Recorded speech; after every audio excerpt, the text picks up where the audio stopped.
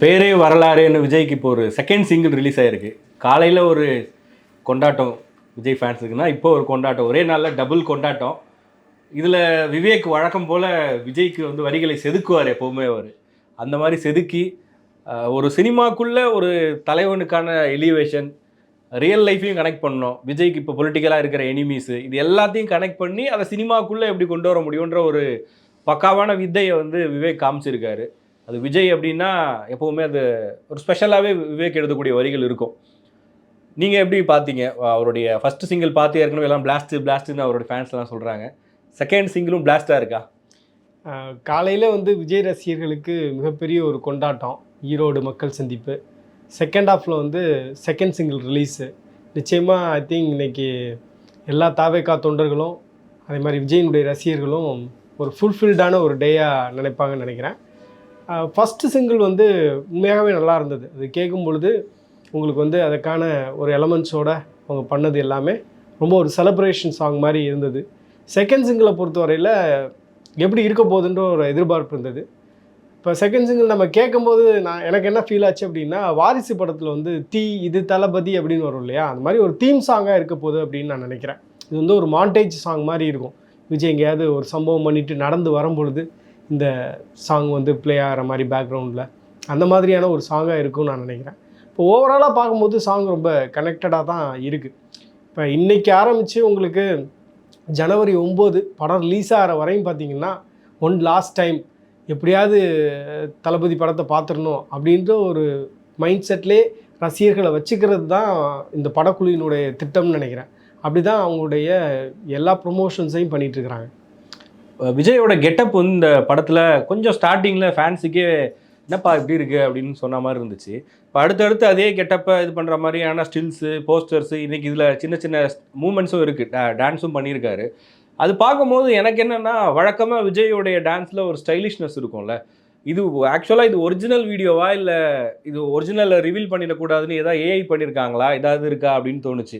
ஏன்னா விஜயோட ஸ்டைலிஷ்னஸ் ஒன்று இருக்கும் டான்ஸில், அது இங்கே கொஞ்சம் மிஸ் ஆன மாதிரி இருந்துச்சு. உங்களுக்கு என்ன தோணுச்சு? இந்த படத்தில் வந்து விஜய் லுக்கை பொறுத்தவரையில் பார்த்தீங்க அப்படின்னா, அவர் வந்து விக்கிரவாண்டி மாநாட்டில் பேசியிருந்தார்ல, அந்த லுக்கில் தான் வந்து படத்தில் மேஜர் போர்ஷன்ஸில் அவர் அந்த லுக்கில் தான் வர்றாரு அப்படின்னு சொல்கிறாங்க. ஸோ நீங்கள் சொன்ன மாதிரி அது ஏஐ வீடியோவாக இருக்கிறதுக்கான வாய்ப்பு இருக்குது.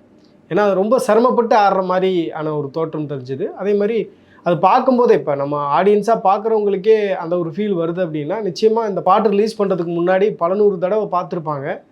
அப்போ பார்க்கக்கூடியவங்களுக்கே தோணியிருக்கலாம், இது ரொம்ப வந்து சிரமப்பட்டு ஆடுற மாதிரி இருக்குது, ரொம்ப வந்து ஒரு ரியலாக தெரியல அப்படின்னு கூட அவங்களுக்கு ஒரு ஃபீல் வந்திருக்கும். ஸோ அதனால் ஐ திங்க் இது ஒரு ஏஐ வீடியோவாக இருக்கிறதுக்கான வாய்ப்பு இருக்குது. ஒரு பேக்கேஜாக தானே பண்ணி கொடுக்குறாங்க லிரிக்ஸ் வீடியோஸ் எல்லாமே, அந்த மாதிரி இருப்பதற்கு வாய்ப்பு இருக்குன்னு நான் நினைக்கிறேன். அதே நேரத்தில் ஹெச் வினோத் இந்த படம் அனௌன்ஸ்மெண்ட் வந்த டைமில் நியூஸ் 18 ஃபங்க்ஷனில் சொன்னார்னு நினைக்கிறேன், இது வந்து அரசியல் படம்லாம் இல்லை, ஃபேமிலியோடு எல்லாரும் உட்காந்து பார்க்குற படமாக தான் இருக்கும்னு. டைட்டிலாக இருக்கட்டும், அதுக்கப்புறம் அந்த ஒவ்வொரு அப்டேட்ஸாக இருக்கட்டும், ஓப்பனிங் சாங்கு, அதில் அந்த மாபெரும் நாடு அந்த மாதிரி வரிகள், இப்போ இதில் வரக்கூடிய வரிகள், கொடி, இதெல்லாம் பார்க்கும்போது இது அரசியல் படமாக இல்லாமல் இருக்குமா அப்படின்னு தான் எனக்கு கேள்வி வருது. இது ஃபேமிலி படமாக இருக்கும்னு நினைக்கிறீங்களா, இல்லை கம்ப்ளீட் பொலிட்டிக்கல்? இது வந்து பகவந்த் கேசரி படத்தினுடைய ரீமேக் தான் சொல்கிறாங்க. ஒரு 70-80% வந்து அந்த படத்தினுடைய ரீமேக் அப்படின்னு சொல்கிறாங்க. அந்த படத்தில் என்ன இருந்ததோ அதுதான் இங்கேயும் இருக்க போகுது. ஆனால் இங்கே வந்து விஜய் பண்ணும்போது அதுக்கான ஒரு கூடுதலான ஒரு முக்கியத்துவம் கிடைக்கும். குறிப்பாக வந்து அதை நம்ம ஆடியன்ஸ் கனெக்ட் பண்ணிப்பாங்க இல்லையா. இப்போ ஒரு தெலுங்கு படத்தை நம்ம பார்க்கும் பொழுது தெலுங்கு படத்தில் வந்து நமக்கு நிறைய விஷயங்கள் கனெக்ட் ஆகாது. தமிழில் பார்க்கும்போது நிச்சயமாக அது கனெக்ட் ஆகும்னு நான் நினைக்கிறேன். உதாரணத்துக்கு பாலையா வந்து அவருடைய வயது நமக்கு தெரியும், கிட்டத்தட்ட ரஜினி வயது அவருக்கு. அவர் இந்த கதாபாத்திரத்தில் ஒரு லீடிங் ரோல் பண்ணுறதுக்கும் விஜய் பண்ணுறதுக்குமான வித்தியாசம் இருக்கு இல்லையா. ஸோ அதனால் நிச்சயமாக கனெக்ட் பண்ணும். இப்போ நீங்கள் கேட்டது மாதிரி இதில் எல்லாமே இருக்குது. இப்போ இந்த வாரிசு ஆடியோ லான்ச்சில் அந்த ப்ரொடியூசர் சொன்ன மாதிரி இதில் ஐ திங்க் பாட்டு இருக்குன்னா பாட்டு இருக்குது, ஆக்ஷன்னா ஆக்ஷன் இருக்குது, எல்லாமே இருக்குதுன்னு நான் நினைக்கிறேன். ஏன்னா அந்த படம் நான் பார்த்தேன். அந்த படத்தில் வந்து உங்களுக்கு ஃபேமிலி எமோஷ்னல் இருக்கும், அதே மாதிரி உங்களுக்கு சண்டை காட்சிகளும் நிறையா இருக்குது அந்த படத்தில். அதே மாதிரி பாடல்களுமே நல்லா இருந்தது. ஸோ நிச்சயமாக அதே மாதிரி தான் இதுவும் இருக்கும் அப்படின்னு நான் நினைக்கிறேன். பீயிங் எ 90s கிட், நான் வந்து விஜய் படங்கள் அப்படின்னா அவருடைய அந்த ஓப்பனிங் சாங்கில் அப்பப்போ அட்வைஸ் இருக்கும், இல்லை ஏதாவது ஃபிலாசபி மாதிரியான லைன்ஸ் எல்லாம் இருக்கும். இப்போ அந்த ஆலப்போகிறான் தமிழன் சாங்கெல்லாம் வந்து பொலிட்டிக்கல் லீடர்ஸ்க்கு நிறைய பேருக்கு சீமான்லாம் அப்போ எனக்கு தான் தம்பி விஜய் இந்த பாட்டை வந்து பண்ணியிருக்க மாதிரி இருக்குன்னுலாம் சொன்னார். அப்படி ஒரு எமோஷன் இருக்கும் அந்த பாட்டை கேட்கும் போது. தமிழர்களாக இருக்கிற எல்லாருக்குமே ஏதோ ஒன்று அவங்கவுங்களுக்கு பிடிச்ச லீடராக அவங்க வந்து இமேஜின் பண்ணி பார்த்துப்பாங்க. இல்லை விஜயை கூட ஒரு பொலிட்டீஷியனாக ஒரு லீடராக பொசிஷன் பண்ணுறதுக்கான ஒரு சாங், அந்த ஒரு கேப்பபிலிட்டி இருக்கும். இந்த சாங் எடுத்துக்கிட்டோம்னா ஒரு செலப்ரேஷனு, தேட்டர் மொமெண்ட்டை என்ஜாய் பண்ணுறதுக்கான சாங்காக இருக்குது.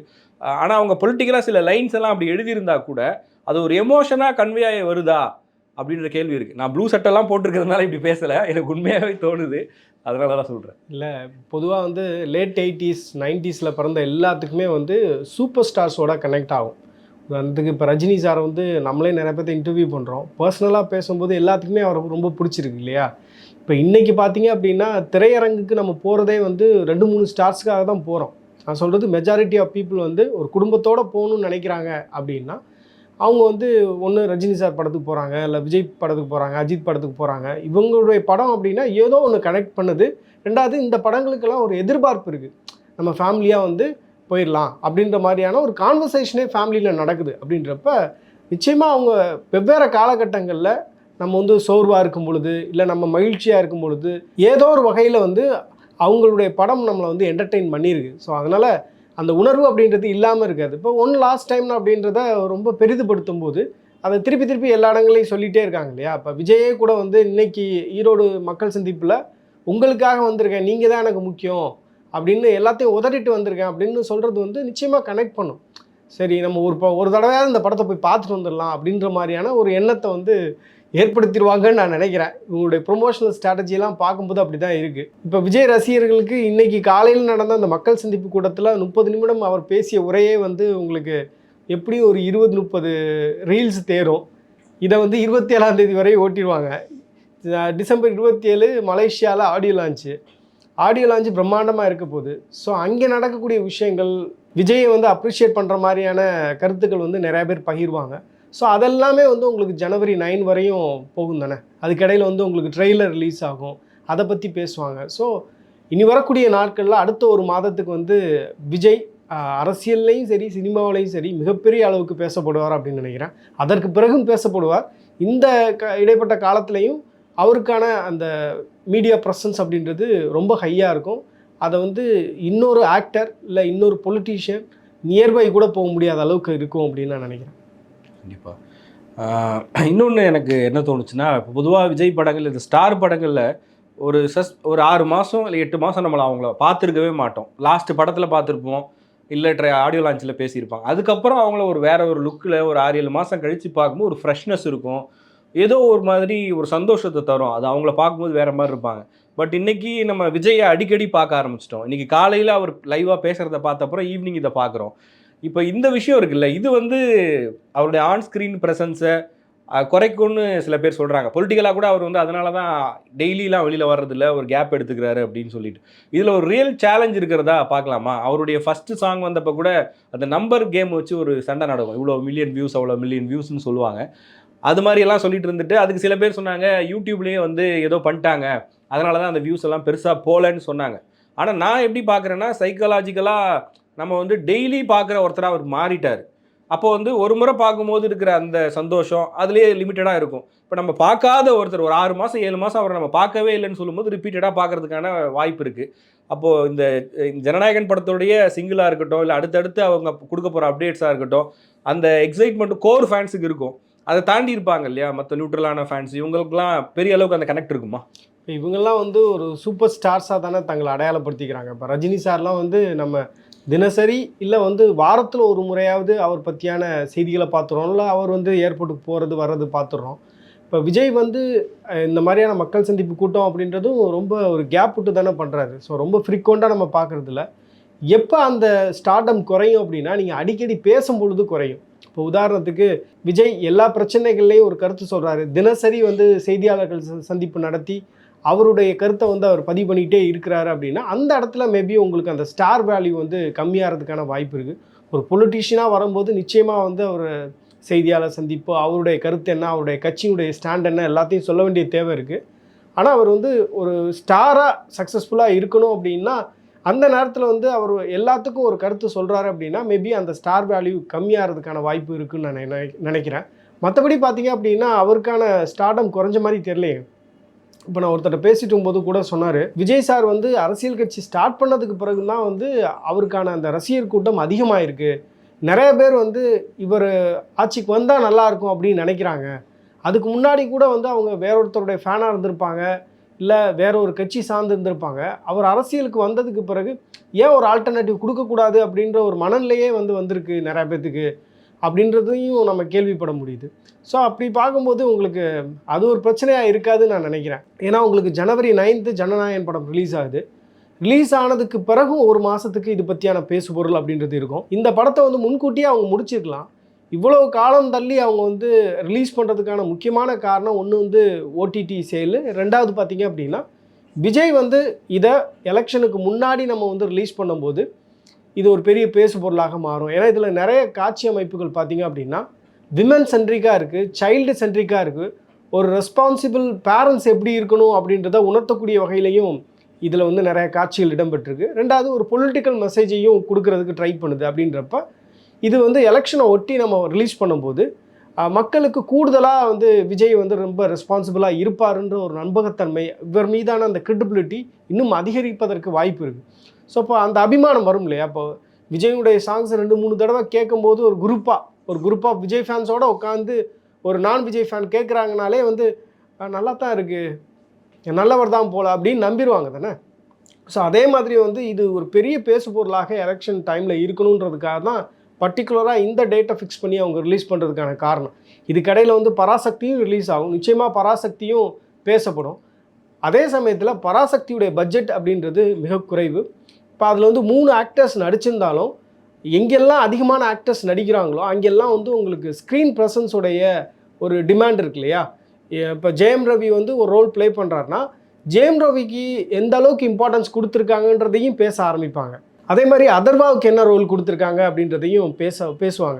ஸோ அப்போ அந்த படத்துக்கான இம்பார்ட்டன்ஸ் வேற ஒரு டைமென்ஷனில் அதோடைய கிரிட்டிசிசம் மாறும். ஜனநாயகன் படத்தை விட வந்து பராசக்தி ஒரு பெரிய வெற்றி அடைஞ்சிருமான்னு பார்த்தா அதுக்கான வாய்ப்புகள் மிக மிக குறைவு அப்படின்னு தான் நினைக்கிறேன்.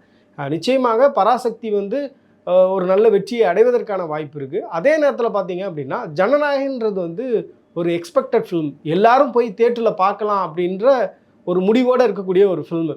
ஏன்னா அந்த மாதிரி தான் அவங்களுடைய ப்ரொமோஷனல் ஸ்ட்ராட்டஜியை வந்து சோஃபார் வந்து பண்ணியிருக்காங்க. ரெண்டாவது விஜய் இதுக்கு பிறகு நடிக்கவே போகிறதில்ல அப்படின்றப்ப என்ன தான் பண்ணி வச்சிருக்கிறாரு, என்ன தான் பேசியிருக்காரு அப்படின்ற விஷயத்தையும் கவனிப்பாங்க. இப்போ ரீசெண்ட் டேஸில் வந்து அரசியல் அதிகமாக பேசுகிறாரு, இப்போ அரசியல் சார்ந்ததில் கருத்துக்கள் இருக்குமோ அப்படின்னு போய் பார்ப்பவர்களும் அதிகமாக இருப்பாங்க.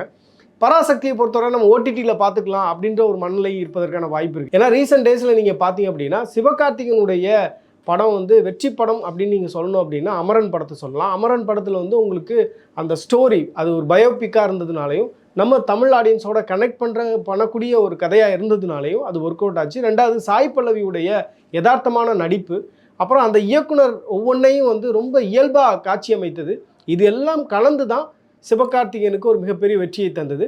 சிவகார்த்திகேயனும் அதில் நல்லா நடிச்சிருந்தார். ஆனால் அந்த வெற்றிக்கு வந்து மிகப்பெரிய பங்கு மற்றவர்களுக்கும் இருக்குது அப்படின்றத பார்க்க முடியும்.